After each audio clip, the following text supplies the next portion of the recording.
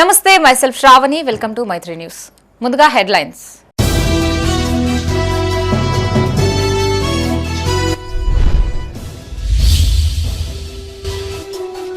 ఉపాధి కార్మికులకు 125 రోజులు పని కల్పించాలి. సిరిసిల్లలో కేంద్ర మంత్రి బండి సంజయ్ పర్యటన.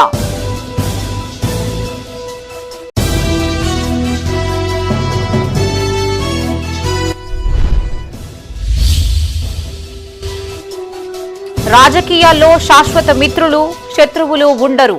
జీవన్ రెడ్డిని ఉద్దేశించి కీలక వ్యాఖ్యలు చేసిన MLC L Ramana.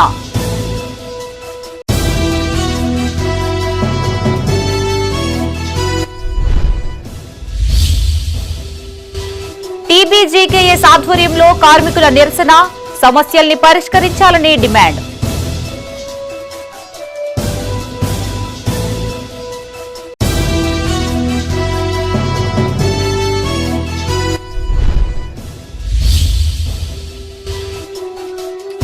Has యాత్రికులకు vaccination, పలు సూచనలు చేసిన అధికారులు ప్రజా ప్రతినిధులు.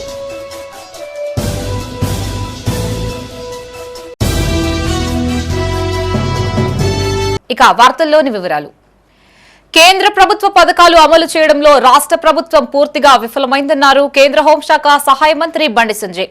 ఏటా 125 రోజుల పని కల్పించాలనే లక్ష్యంతో నరేంద్ర మోదీ ప్రభుత్వం వీబీజీ రామ్జీ పథకాన్ని తెచ్చిందని, తెలంగాణలో ఆశించిన ఫలితాలు రావడం లేదని విమర్శించారు. సిరిసిల్ల జిల్లాలో పర్యటించిన ఆయన పలు అభివృద్ధి కార్యక్రమాలకు భూమి పూజ చేశారు. రాజన్న సిరిసిల్ల జిల్లా తంగళ్లపల్లి మండలం అంకిరెడ్డిపల్లె, ముస్తాబాద్ మండల కేంద్రాల్లో కేంద్ర హోంశాఖ సహాయ మంత్రి బండి సంజయ్ పర్యటించారు. అంకిరెడ్డిపల్లి గ్రామంలో జాతీయ ఉపాధి హామీ పథకం కింద 25 లక్షలతో మంజూరైన అంతర్గత సీసీ రోడ్ల నిర్మాణానికి శంకుస్థాపన చేశారు. అనంతరం ఛత్రపతి శివాజీ మహారాజ్ కాంస్య విగ్రహాన్ని ఆయన ఆవిష్కరించారు. ఈ సందర్భంగా ఆయన మాట్లాడుతూ జిల్లాలో 92,000 జాబ్ కార్డులు ఉంటే సగటున 50 రోజులలోపు మాత్రమే పని కల్పిస్తున్నారని గుర్తు చేశారు. గతేడాది జాతీయ ఉపాధి హామీ పథకం కింద పార్లమెంటు పరిధిలో 32,13,00,000 రూపాయలు ఖర్చు చేసి రోడ్లని నిర్మించామన్నారు. ఇప్పటి వరకు దాదాపు 700 కోట్ల రూపాయల నిధులని పార్లమెంటు పరిధిలో ఖర్చు చేశామన్నారు. ఈ పథకానికి సంబంధించిన 60% నిధులని కేంద్రం ఎప్పటికప్పుడు విడుదల చేస్తోందని, రాష్ట్ర ప్రభుత్వం కూడా తన వాటాని జాప్యం లేకుండా విడుదల చేయాలని కోరారు. గ్రామ పంచాయతీలు, మున్సిపాలిటీల అభివృద్ధికి కాంగ్రెస్ ప్రభుత్వం నయా పైసా కూడా ఇవ్వడం లేదన్నారు. నిత్యం కేంద్ర ప్రభుత్వంపై దుమ్మెత్తిపోయడం పరిపాటిగా మారిందన్నారు. దాదాపు గత సంవత్సరము ఈ జాతీయ గ్రామీణ ఉపాధి హామీ కోసం నుంచి 32 కోట్ల రూపాయలతో ఈ కరీంనగర్ పార్లమెంట్ నియోజకవర్గంలో రోడ్లను సీసీ రోడ్డు వేయడం జరిగింది. ఇప్పటివరకు దాదాపు 700 కోట్ల రూపాయలను ఈ పథకం కింద కరీంనగర్ పార్లమెంట్ నియోజకవర్గంలో ఖర్చు పెట్టారు.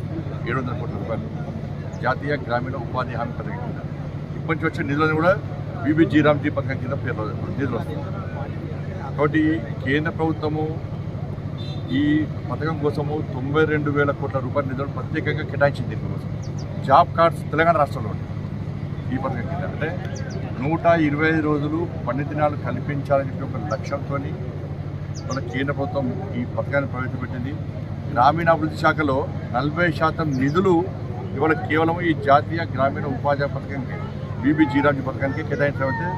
దీనికి కేంద్ర ప్రభుత్వం ఏ విధంగా ఇంపార్టెన్స్ ఇస్తుందో తెలుసుకోవాలి. అంటే 120 పని దినాలు కల్పించాలి ఒక లక్ష్యంతో మనం ఇది చేస్తా ఉన్నాం. ఏమనంటే కేంద్రాన్ని తింటుడు, కేంద్రం ఏమి ఇస్తలేదు అన్నాడు. మీరు ఏమి ఇస్తారో చెప్పడాలి. మరి రాష్ట్ర ప్రజలు కూడా పన్నులు కడుతున్నారు. నువ్వు 6 గ్యారెంటీలు అమలు చేస్తాను, ఏమైంది చెప్పరాదు. 6 గ్యారెంటీల విషయంలో ఏమైంది? కేంద్ర ప్రభుత్వము తెలంగాణ రాష్ట్రానికి ఎరువుల కొరత రాకుండా సహకరించడానికి సిద్ధం ఉంది. రాష్ట్ర ప్రభుత్వం ఈ తిట్టుడు బంద్ చేసి, ఈ బూతులు తిట్టుడు బంద్ చేసి, ఈ విమర్శలు బంద్ చేసి కేంద్ర ప్రభుత్వంతో సమన్వయం పాటిస్తూ రాష్ట్ర అభివృద్ధికి సహకరించాల్సినటువంటి బాధ్యత రాష్ట్ర ముఖ్యమంత్రి మీద ఉంది. రాష్ట్ర ముఖ్యమంత్రి ముందుగా భాషను సరి చేసుకోవాలి, భాష మార్చుకోవాలి. రాష్ట్ర ముఖ్యమంత్రి వివరశైలి మార్చుకోవాలి. ఈ గుండెల గురించి మాట్లాడు, తొండల గురించి మాట్లాడు, ఈ తొక్కుకుంటా వచ్చుడు, ఏం భాష ఇది? నువ్వు జనమంతా నవ్వుకుంటున్నారు. రాష్ట్ర ముఖ్యమంత్రి భాష. రాజకీయాల్లో శాశ్వత మిత్రులు శాశ్వత శత్రువులంటూ ఉండబోరన్నారు ఎమ్మెల్సీ ఎల్ రమణ. పరిస్థితులకి అనుగుణంగా ఎవరికి ఎక్కడో గౌరవం ఉంటుందో అక్కడికి వెళ్తుంటారన్నారు. జీవన్ రెడ్డి లాంటి వ్యక్తి బీఆర్ఎస్ లోకి చేరుతామంటే తప్పక స్వాగతిస్తామన్నారు. జగిత్యాల జిల్లా కేంద్రంలో జరిగిన పలు కార్యక్రమాల్లో ఆయన పాల్గొన్నారు.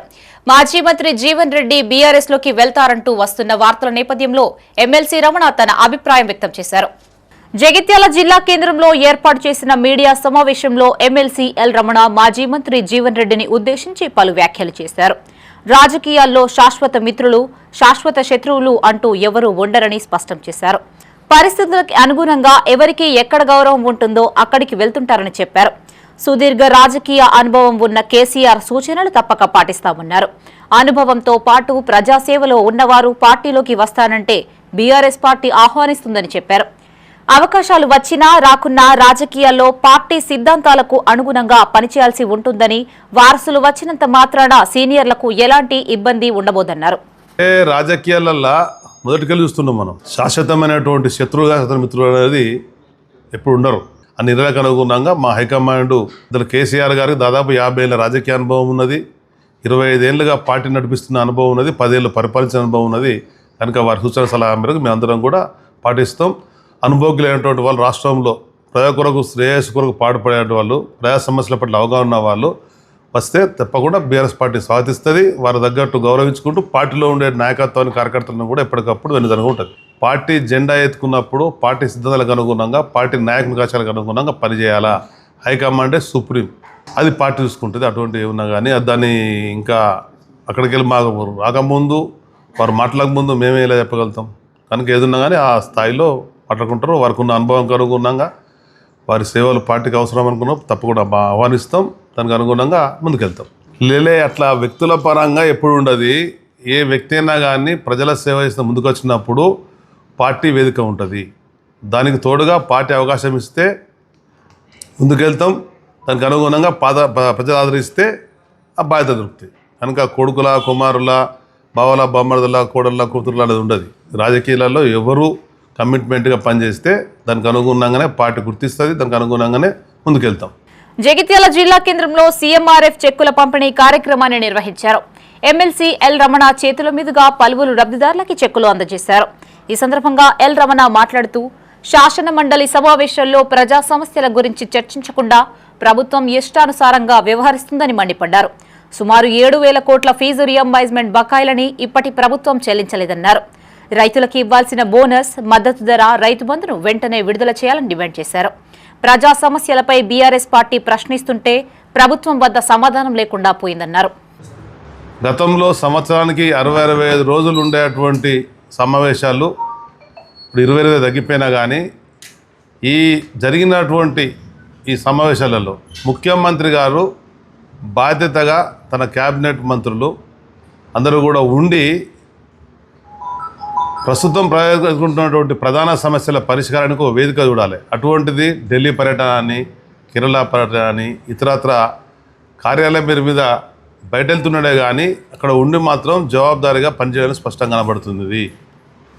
అందుకే బీఆర్ఎస్ పార్టీ వివిధ రూపాలలో, ప్రధానంగా అమరవీరుల స్తూపం దగ్గర ప్రతిరోజు రాష్ట్రంలో ఎదుర్కొంటున్నటువంటి ప్రజల సమస్యలు, ప్రభుత్వం ఇచ్చినటువంటి హామీల వైఫల్యాలను, విస్మరించినటువంటి వాటిని వివిధ ప్రదర్శనల ద్వారా ప్రభుత్వం దృష్టి తీసుకెళ్ళినా కానీ వాటి పరిష్కారం కొరకు మాత్రం ఇంతవరకు ప్రయత్నం చేయడం లేదు.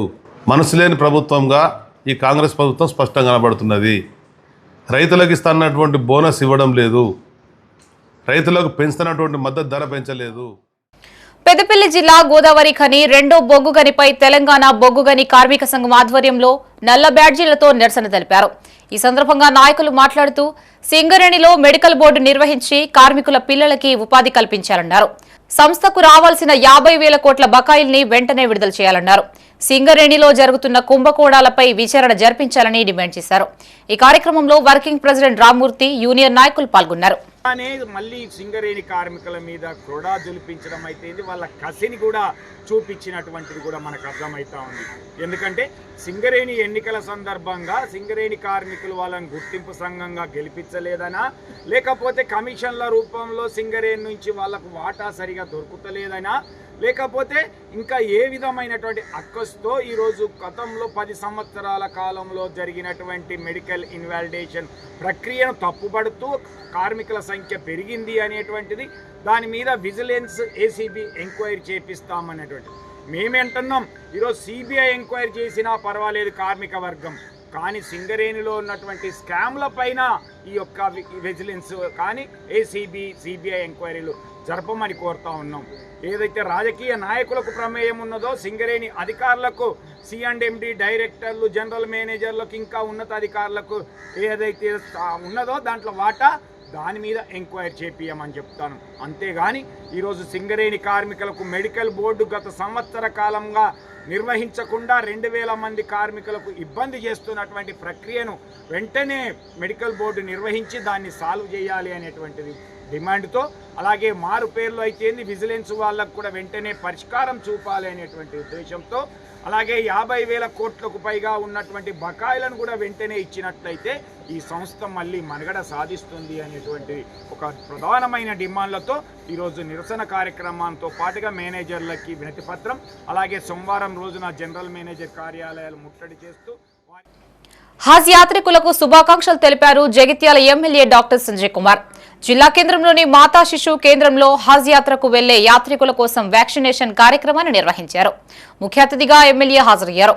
వైద్యులు హజ్ యాత్రికులు తీసుకోవాల్సిన జాగ్రత్తల్ని వివరించారు.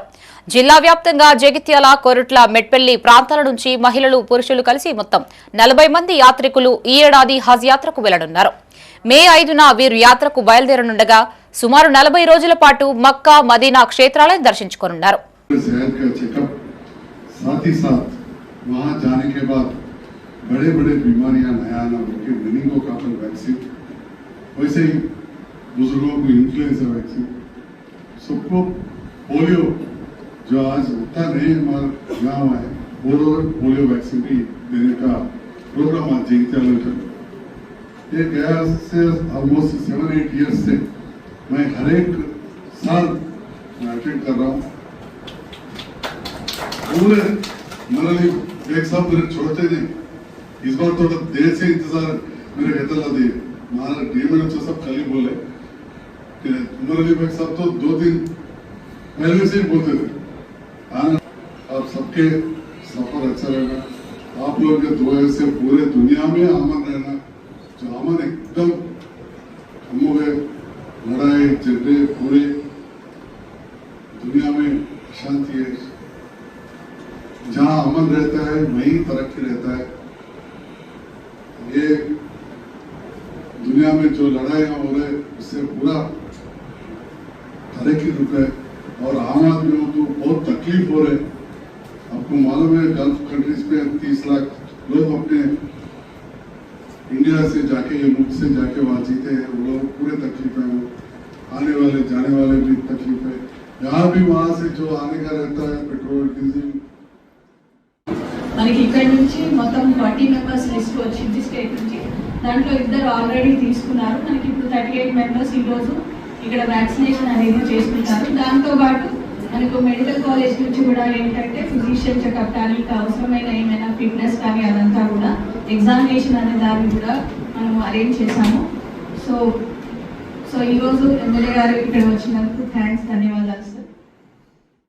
వ్యవసాయ సహకార సంఘం రైతుల అభ్యున్నతికి నిరంతరం కృషి చేస్తుందన్నారు నాస్కాబ్ చైర్మన్ కొండూరి రవీందర్రావు. సిరిసిల్ల జిల్లా గంభీర్రావుపేట మండలంలో పర్యటించిన ఆయన ముందుగా ప్యాక్స్ సర్వసభ్య సమావేశంలో పాల్గొన్నారు. శ్రీగాదా గ్రామంలో ఏర్పాటు చేసిన సీసీ కెమెరాల్ని ప్రారంభించారు. గతంలో నష్టాల్లో ఉన్న సొసైటీలు ప్రస్తుతం ఉమ్మడి జిల్లా వ్యాప్తంగా లాభాల బాటలో నడుస్తున్నట్లు తెలిపారు. ప్యాక్స్ సేవల్ని రైతులు సద్వినియోగం చేసుకోవాలని కోరారు. రాజన్న సిరిసిల్ల జిల్లా గంభీర్రావుపేటలో ప్రాథమిక వ్యవసాయ సహకార సంఘం సర్వసభ్య సమావేశం నిర్వహించారు. ఈ సమావేశానికి నాస్కాబ్ చైర్మన్ కొండూరి రవీందర్రావు, సహకార సంఘం పర్సనల్ ఇన్ఛార్జి బాణోతు రాములు హాజరయ్యారు. ముందుగా కార్యదర్శి సందుపట్ల రాజిరెడ్డి వార్షిక బడ్జెట్ ప్రణాళికని చదివి వినిపించారు. ఈ సందర్భంగా కొండూరి రవీందర్రావు మాట్లాడుతూ రైతుల కోసం వ్యవసాయ సహకార సంఘం ఎల్లప్పుడూ కృషి చేస్తుందన్నారు. గతంలో నష్టాల్లో ఉన్న సొసైటీలు నేడు ఉమ్మడి జిల్లా వ్యాప్తంగా లాభాల బాటలో నడుస్తున్నాయని చెప్పారు. ఈ కార్యక్రమంలో ఉప సర్పంచ్ కమలాకర్ రెడ్డి, మాజీ single window vice chairman Ravanjagoud, BRS నాయకులు, సంఘాల బాధ్యులు, రైతులు పాల్గొన్నారు. ఎరువుల కొద్దిగా ప్రాబ్లం ఉన్నది, నేను ఎరువులు ఉన్నాయి, అవిటిని కూడా వాడి అవిటి ద్వారా రిజల్ట్ ఎట్లున్నది అనేది కూడా ఆలోచన చేయాలి. ఇంకోటి పంట మార్పిడి గురించి తప్పకుండా రైతులు ఆలోచన చేయాలి. ఎంతసేపు ఈ వరి పంట దీన్ని కొనుగోలు చేస్తారా చెయ్యరా ప్రభుత్వం ఇస్తుందా ఇవి అనకుండా ఎవరి మీద ఆధారపడకుండా మనం పంట మార్పిడి చేసినట్లయితే ఇవాళ ఆయిల్ పామ్ బ్రహ్మాండంగా సాగు అవుతూ ఉన్నది. ఆయిల్ పామ్ పంటలు కూడా పండుతూ ఉన్నది. ఆల్రెడీ మనకు దగ్గరలో సిద్దిపేటలో ఫ్యాక్టరీ కూడా కొన్ని ఓపెన్ అయింది. మన కుంభనాగేశ్వరరావు ముఖ్యమంత్రి గారు వచ్చి ఇవాళ సిద్దిపేటలో ఆయిల్ పామ్ ఫ్యాక్టరీ కూడా ఓపెన్ అయింది. కొనుగోలు కూడా మనకి ఇబ్బంది లేదు. ఈ నూనె అనేది మన ఈ భూప్రపంచంలో జీవి మనం మనుషులు ఉన్నంత కాలం నూనె కానీ పాలు కానీ వీటి కొరత ఎప్పటికి ఉంటుంది. ఇవి ఎప్పటికీ కన్జ్యూమ్ అయితేనే ఉన్నాయి. కాబట్టి దీని మీద ఎక్కువ దృష్టి పెట్టవలసిన అవసరం ఉంది. వాడు ప్రతి అంగడికి ఈ పుట్టుబెట్టి ఎన్ని అంగళ్ళు ఉంటే అన్ని అంగళ్ళు పోయి తీసుకొని పోయి అమ్ముకుంటాడు. మంచిగా ఉంటాడు. ఇక మనలోకి రావడం మనం కలవడం ఏమైనా ఏం కావడం ఉండదు. కానీ కొద్దిగా కష్టంతో ఉండిపోయాడు. కాబట్టి వ్యవసాయంలో కూడా అంత రైతులు ఇట్లా చూస్తూ ఉంటే వయసు అందరమే ఉన్నాం. నారాయణ మధ్యలో నేను తప్ప అంత పిల్లగారు ఆ ధర్మరాజు రైతులు కూడా పిల్లగారు ఆలోచన చేయాలి.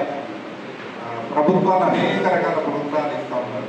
అవన్నింటినీ కూడా వినియోగించుకొని సంపూర్ణంగా రాజన్న సిరిసిల్ల జిల్లా గంభీరావుపేట మండలం శ్రీ గాదా గ్రామంలో ఏర్పాటు చేసిన సీసీ కెమెరాలని స్థానిక సర్పంచ్ విజయలక్ష్మి మహేందర్తో కలిసి నాస్కాబ్ చైర్మన్ కొండూరి రవీందర్రావు ప్రారంభించారు. ఈ సందర్భంగా వారు మాట్లాడుతూ సీసీ కెమెరాలు గ్రామ భద్రతకు ఎంతగానో దోహదపడతాయి అన్నారు.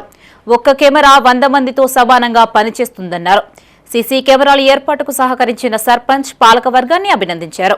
ఈ కార్యక్రమంలో సెస్ డైరెక్టర్ నారాయణరావు, వివిధ గ్రామాల సర్పంచులు, బీఆర్ఎస్ నాయకులు, కార్యకర్తలు పాల్గొన్నారు. ఉపయోగపడే విధంగా రేపు పంచాయతీ ఏదైనా కానీ పోలీసు వారికి ఇన్ఫర్మేషన్ కూడా ఉండడానికి కెమెరాల ద్వారా దోహదపడుతుంది. కాబట్టి మంచి ఆలోచన పరిస్థితి రామారావు గారు ఈ వ్యవస్థ ఏర్పాటు చేయడం. మనందరికీ కూడా గత 10-12 సంవత్సరాల నుంచి మంత్రిగా, శాసనసభ్యులుగా అనేక కార్యక్రమాలు చేసి, ముఖ్యంగా శ్రీగాథకి నేను చెప్పనక్కర్లేదు. ఈ బ్రిడ్జ్ కనెక్టివిటీ చాలా గొప్ప విషయం.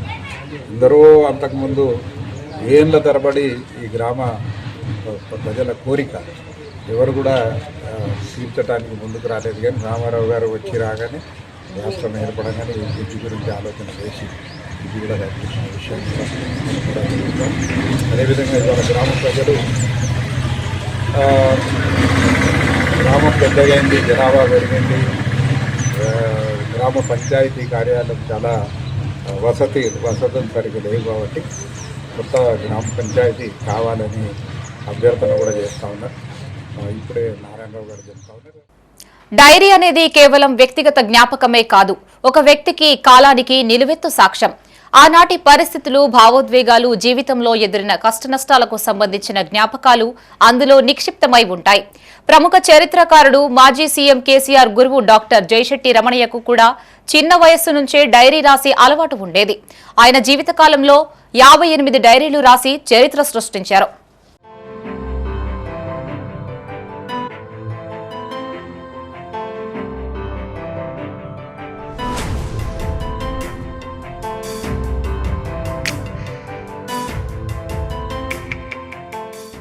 జయశెట్టి రమణయ్య గొప్ప విద్యావేత్త. ఆయన ఉన్నత విద్యను ఉస్మానియా విశ్వవిద్యాలయంలో పూర్తి చేసి ప్రాచీన భారతీయ చరిత్ర, సంస్కృతి, పురావస్తు శాస్త్రంలో పీహెచ్డీ పట్టా పొందారు. జగిత్యాలలో మొట్టమొదటి ఎంఏ డిగ్రీ పట్టా పొందిన వ్యక్తిగా, డాక్టరేట్ పొందిన తొలి వ్యక్తిగా పేరు సంపాదించారు. అయితే రమణయ్యకు చిన్నతనం నుండే డైరీ రాసే అలవాటు ఉండేది. 1957 నుంచి 2016 వరకు క్రమం తప్పకుండా ఆయన డైరీ రాశారు. జీవితంలో జరిగిన ప్రధాన అంశాలు, విశేషాలని అందులో రాసుకున్నారు. నేటి తరానికి డైరీ ప్రాముఖ్యతను తెలిపేందుకు ఆయన రాసుకున్న 58 డైరీలను ప్రదర్శించి global book of world record, India book of record సొంతం చేసుకున్నారు.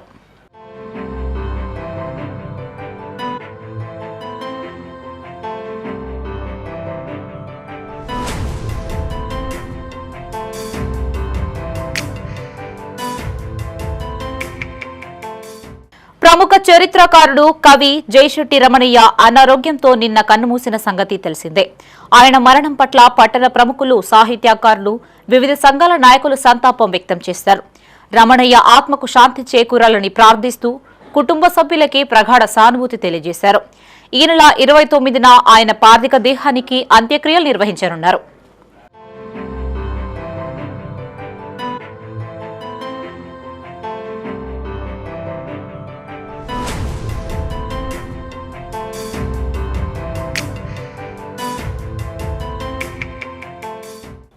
పన్నుల వసూళ్ల కోసం మున్సిపల్ పాలకవర్గం స్పెషల్ డ్రైవ్ చేపట్టింది. మున్సిపల్ చైర్మన్ నోగిళ్ల మల్లయ్య, కమిషనర్ ఆకుల వెంకటేష్ స్థానిక 21వ వార్డులో పర్యటించారు. ఇంటి పన్నులు, ట్రేడ్ లైసెన్స్లను చెల్లించాలని ప్రజలకు విజ్ఞప్తి చేశారు. ఈ సందర్భంగా వారు మాట్లాడుతూ ఆర్థిక సంవత్సరం ముగుస్తున్న నేపథ్యంలో పన్ను బకాయిల్ని చెల్లించి పట్టణ అభివృద్ధికి సహకరించాలని కోరారు.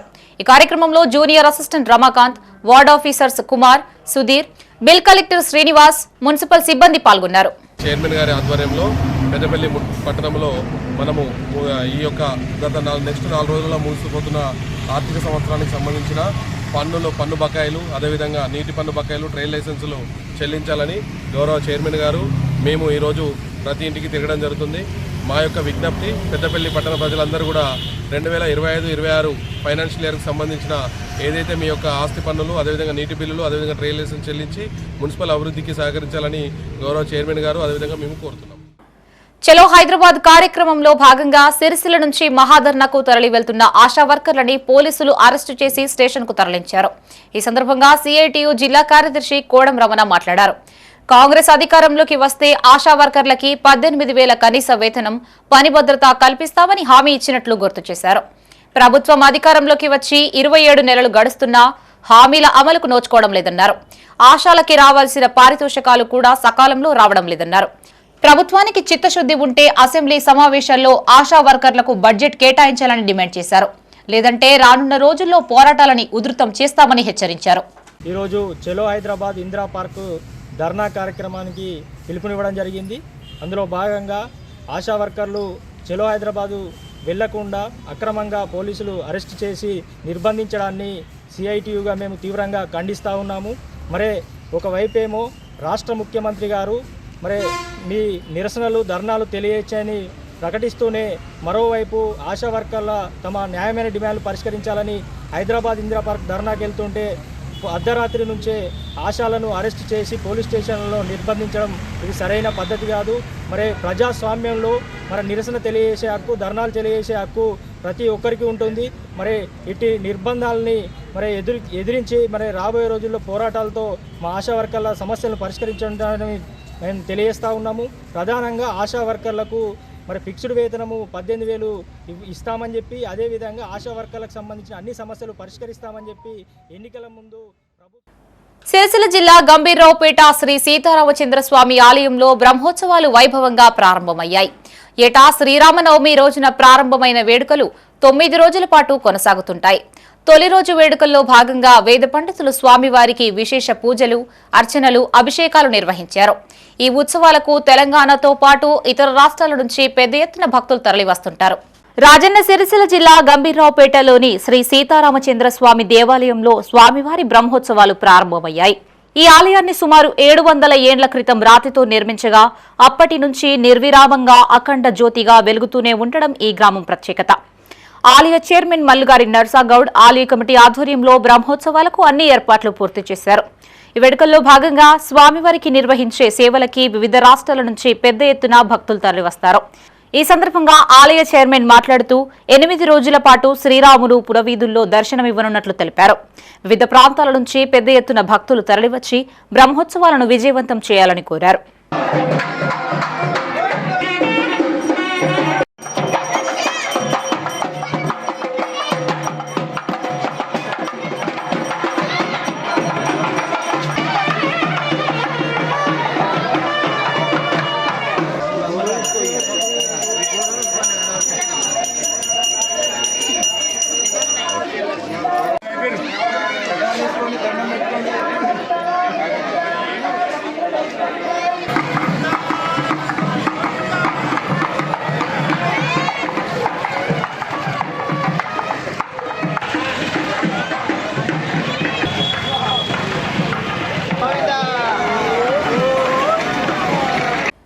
శ్రీరామనవమిని పురస్కరించుకుని స్వామివారి శోభయాత్ర అంగరంగ వైభవంగా నిర్వహించారు.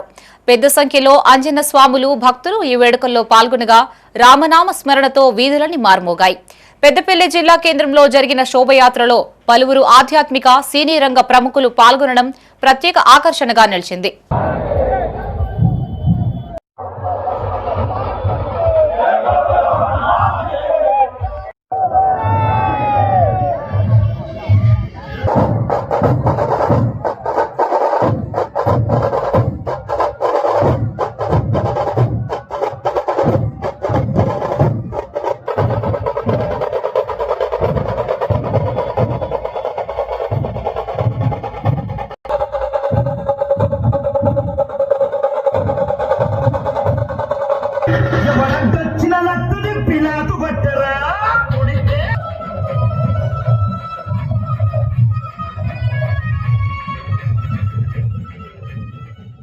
పెద్దపల్లి జిల్లా కేంద్రంలో శ్రీరామనవమి వేడుకలు అంబరాన్నంటాయి. ఇందులో భాగంగా చేపట్టిన శోభయాత్రకు పెద్ద ఎత్తున అంజన్న స్వాములు భక్తులు తరలివచ్చారు. దీంతో పట్టణ వీధులన్నీ రామనామ స్మరణతో మార్మోగాయి. ఈ వేడుకల్లో లింగేశ్వరగుట్ట ఆశ్రమ వ్యవస్థాపకులు బాలయోగి కృష్ణ మహారాజు, ఆదిభట్ల కళాపీఠం వ్యవస్థాపకురాలు కళ్యాణి పాల్గొన్నారు. డప్పు చప్పుళ్లు, కోలాటాలు ప్రత్యేక ఆకర్షణగా నిలిచాయి. సర్వాంగ సుందరంగా అలంకరించిన రథంపై రాముడు, హనుమంతుడి విగ్రహాలను ఆసీనులుగా వించి పట్టణ వీధుల గుండా ఊరేగించారు. శ్రీరామనవమి మహోత్సవంలో పెద్దపల్లి గ్రామంలో రంగవైభవంగా అద్భుతంగా మహోత్సవాన్ని జరుపుకుంటున్నటువంటి ఈ యొక్క హైందవ ధర్మానికి నిదర్శనం రాముడు, ధర్మానికి ఉన్నటువంటి ప్రదర్శన రాముడు. రామో ధర్మ అన్నారు. రాముడిని చూసి ధర్మాన్ని నేర్చుకోండి, ఆ ధర్మాన్ని వైపు నడవండి. ఆ రాముడి యొక్క ధర్మమే మనం అందరం ఆచరించాలి. రామధర్మమే మనకు సదారక్ష, రామధర్మమే మనకు రాముని వారం అంటూ ముందుకు నడుస్తున్న ఈ శోభయాత్ర, దీనికి మూలం కర్త కర్మ క్రియ అన్నీ కూడా మన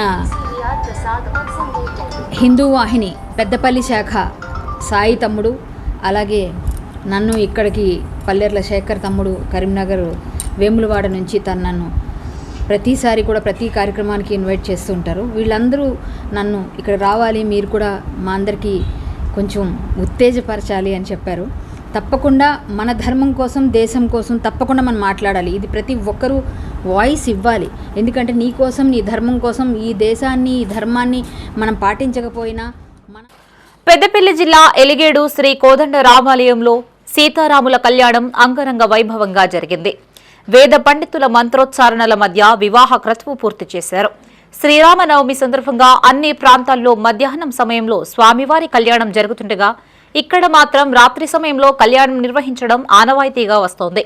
ఈ వేడుకల్లో సర్పంచ్ కప్పల ప్రవీణ్, మాజీ ఉప సర్పంచ్ వెంకటేశ్వరరావు, బూర్ల సత్యనారాయణ, బంగ్లా శ్రీనివాస్, బడే స్వామి, హనుమాన్ మాలదారులు పాల్గొన్నారు. ఈ కళ్యాణోత్సవం చాలా ప్రత్యేకమైంది. ఎందుకంటే తెలంగాణ రాష్ట్రంలో ఒంటిమిట్ట తర్వాత గోధువుల సమయంలో సాయంత్రం కళ్యాణం జరిగేది కేవలం ఇక్కడ మాత్రమే. ఇది కొన్ని వందల ఏళ్ళ ఈ ఆచారం ఉంది. కాబట్టి కళ్యాణోత్సవం పాల్గొనే వాళ్లకు, వీక్షించే వాళ్ళకి లోక కళ్యాణం జరగాలని మా గ్రామ ప్రజల తరఫున ఈరోజు ఎలిగేడు గ్రామంలో రాముని దేవాలయంలో శ్రీరామ కళ్యాణం జరిగింది. దీనికి జనాలు భారీ ఎత్తున రావడం జరిగింది. అయితే మా ఎలిగేడు గ్రామ ప్రజల మీద ఎప్పుడు దేవుని యొక్క కృప ఇలవేళలా ఉండాలని మనసారి కోరుకోవడం జరిగింది. ఈ దేవస్థానంలో చాలా పవిత్రమైన రాజన్న సిరిసిల్ల జిల్లా రుద్రంగి మండల కేంద్రంలో ఘనంగా శ్రీరాముడి శోభాయాత్ర నిర్వహించారు. ఈ సందర్భంగా సీతారాముల ఉత్సవ విగ్రహాలని పల్లకిలో ఊరేగించారు. ఈ సందర్భంగా హనుమాన్ భక్తులు మాట్లాడుతూ ఏటా శ్రీరామనవమి సందర్భంగా సీతారాముల కళ్యాణం జరిపించడంతో పాటు శోభయాత్ర నిర్వహిస్తున్నట్లు తెలిపారు. ఆ సీతారాముల ఆశీస్సులు ప్రజలందరిపై ఉండాలని వేడుకున్నట్లు తెలిపారు.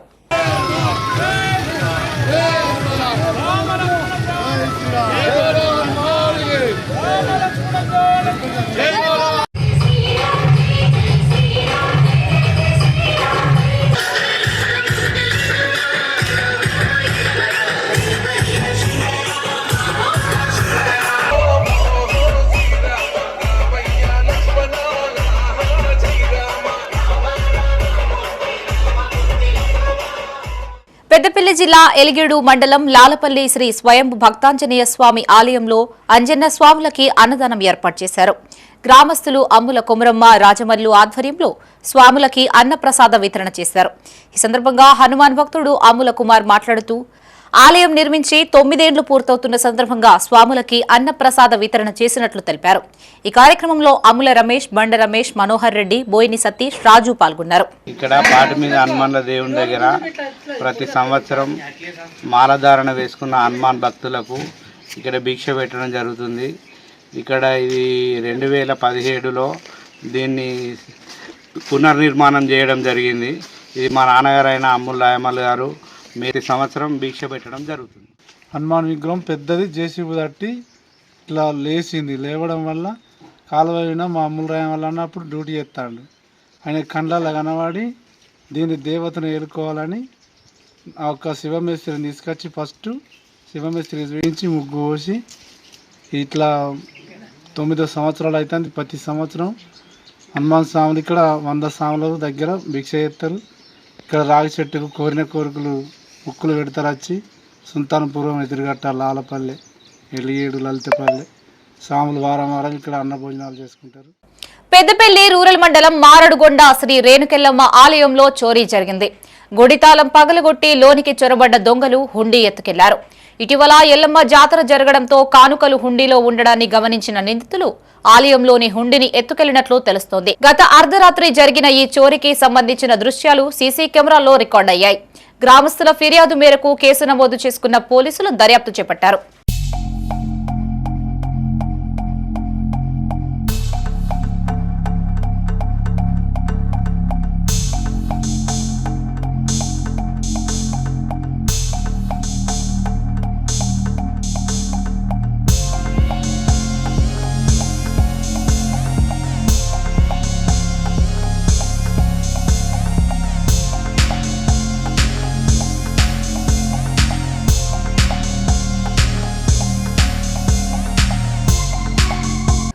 ప్రభుత్వ విప్ ఆది శ్రీనివాస్ ఆదేశాల మేరకు రాజన్న సిరిసిల్ల జిల్లా రుద్రంగి మండలానికి అధికారులు ఎల్లంపల్లి నీటిని రెండోసారి విడుదల చేశారు.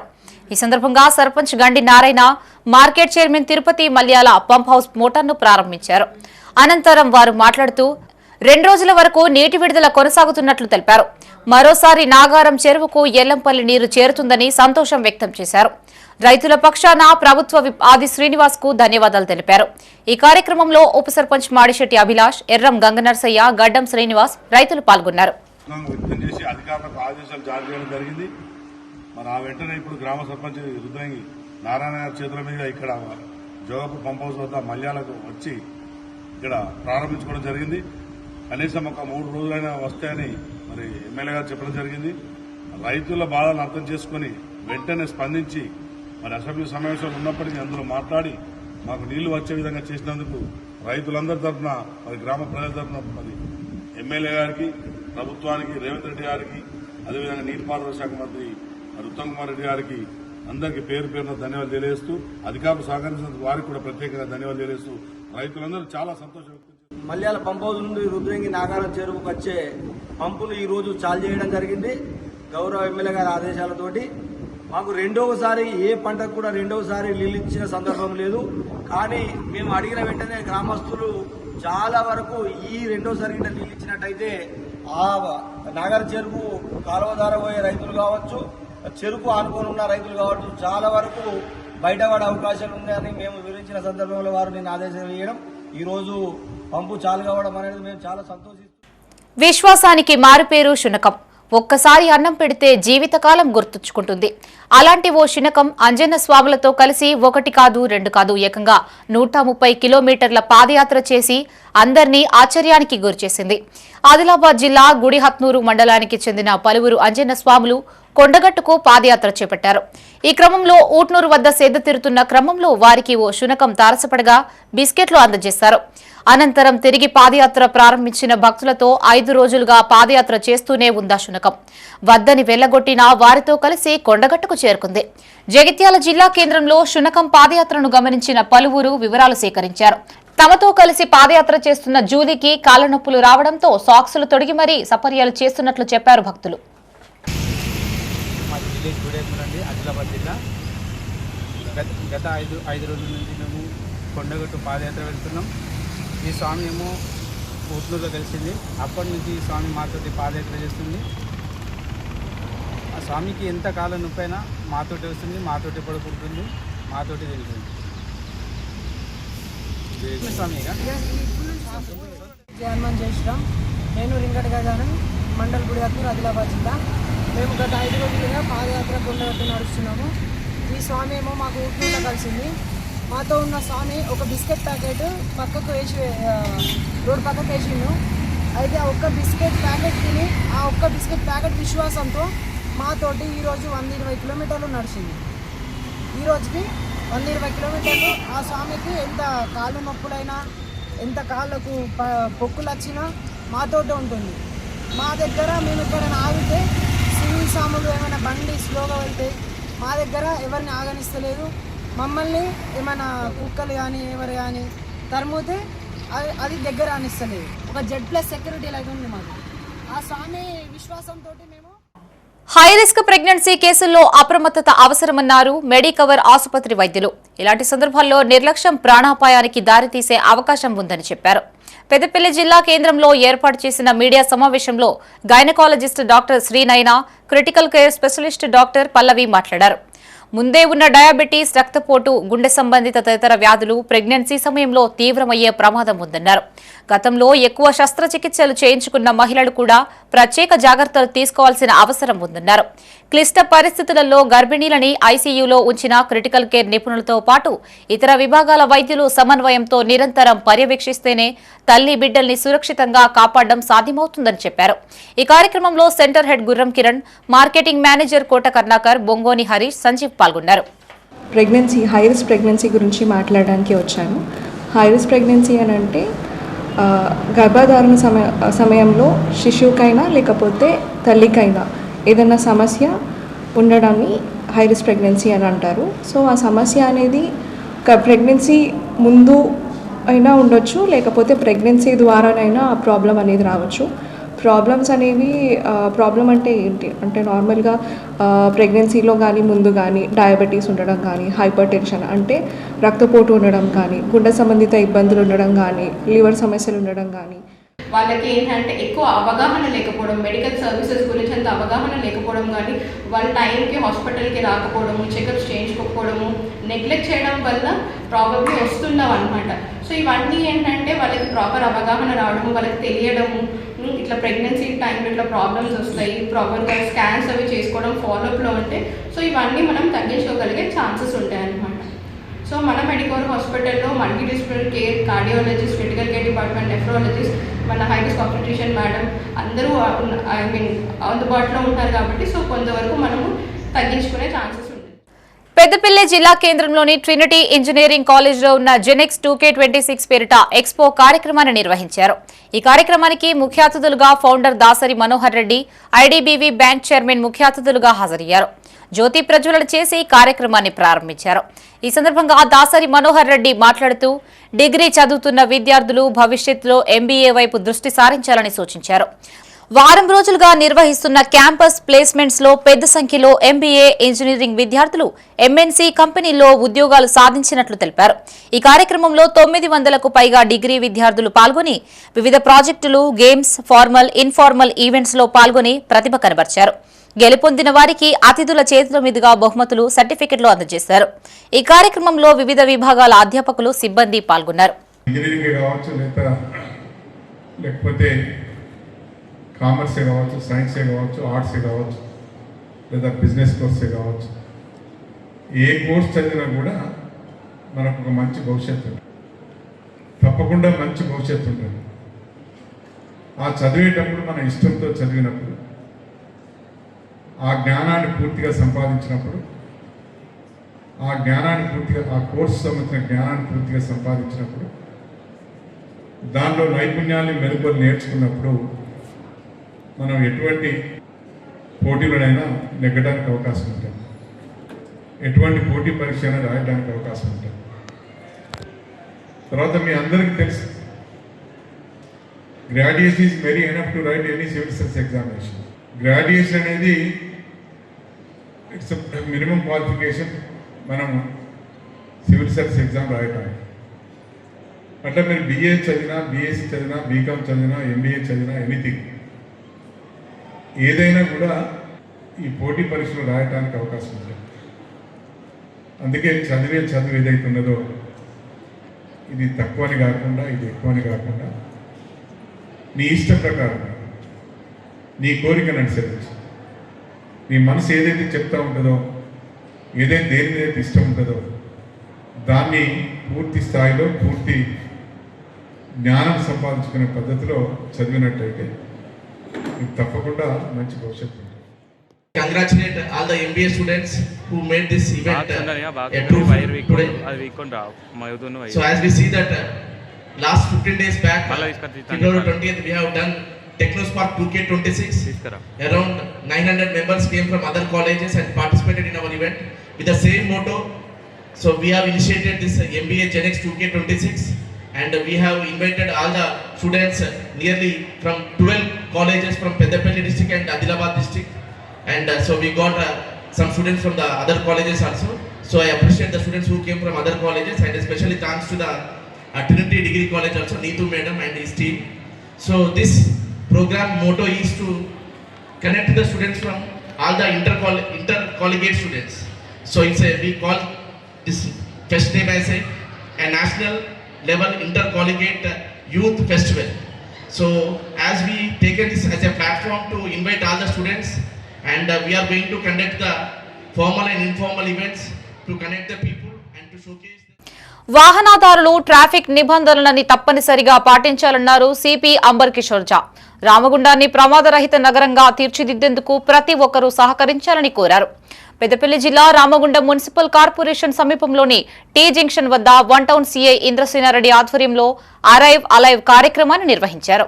ముఖ్య అతిథిగా సిపి హాజరై వాహనదారులకు పలు సూచనలు చేశారు.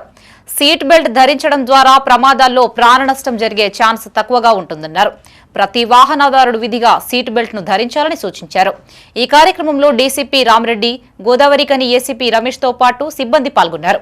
అరైవ్ అలైవ్ ప్రోగ్రామ్ కి భాగంగా పోలీస్ డిపార్ట్మెంట్ ప్రతి నెలకి ఒక వారంలో సెలెక్ట్ చేసి పబ్లిక్ కి అవేర్నెస్ పెంచుకోవడానికి ప్రోగ్రాం పెడుతున్నారు. ఈ ప్రోగ్రామ్ కి భాగంగా ఈరోజు మేము సీట్ బెల్ట్ గురించి అందరికీ అవగాహన పెంచుకోవడానికి ఈ ప్రోగ్రాం పెట్టడం జరిగింది. చాలామంది మీ అందరూ ఆల్రెడీ వాడుకుంటున్నారు సీట్ బెల్ట్, కానీ మీ అందరికీ రిపీట్ చేస్తున్నాము. మనకు ఉన్న ఎవిడెన్స్ పరంగా దాదాపు 70% కేసెస్లో సీట్ బెల్ట్ లేకుండానే క్యాజువాలిటీస్ జరుగుతూ ఉంది. లేకపోతే 4 వీలర్లో చాలా సేఫ్ ఉంది, ఎయిర్ బ్యాగ్స్ ఉంది, కానీ సీట్ బెల్ట్ లేకుండా ఎయిర్ బ్యాగ్కి కూడా లాభం రావట్లేదు. మీ అందరితో నా రిక్వెస్ట్ ఉంది, దయచేసి బండి కొన్నప్పుడు తప్పకుండా అన్ని సీట్ దగ్గర సీట్ బెల్ట్ ఉండాలి, ఎయిర్ బ్యాగ్ ఉండాలి. ఆ విధంగా సెలెక్ట్ చేసి మోడల్ సెలెక్ట్ చేయండి. అదేవిధంగా ఎప్పుడు కూడా ప్రయాణం చేసిన తక్కువ డిస్టెన్స్ ఉంటే ఎక్కువ డిస్టెన్స్ ఉంటే డిస్టెన్స్తో సంబంధం లేకుండా బండి స్టార్ట్ చేసిన ఇమీడియట్గా మరిన్ని తాజా వార్తలతో మరో బులెటిన్తో మళ్ళీ కలుసుకుందాం. అంతవరకు సెలవు. చూస్తూనే ఉండండి మైత్రి న్యూస్. మేము లోకల్, మా అడ్డా కరీంనగర్. Sign out Shravani.